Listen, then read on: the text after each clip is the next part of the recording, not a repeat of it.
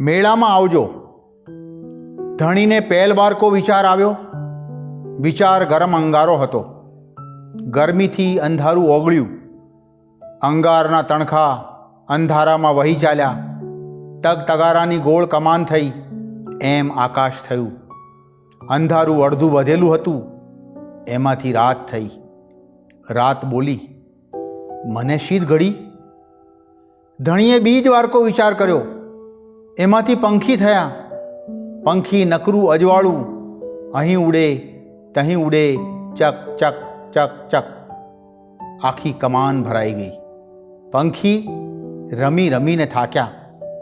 પંખી પૂછે, અમારે બસ રમ્યા જ કરવાનું? ધણીએ ત્રીજ વારકો વિચાર કર્યો. એણે ધરતી પેદા કરી, વન કર્યા, મેદાન કર્યા, પર્વત, રણ ને નદી કર્યા. પંખી આ નવા ઘરમાં રમવા લાગ્યા. ધરતી પૂછે, અમારે આ જ કર્યા કરવાનું? ધણીએ ચોથ વારકો વિચાર કર્યો. એમાંથી નારી અને નર થયા. એ હર્યા ફર્યા અને થાક્યા.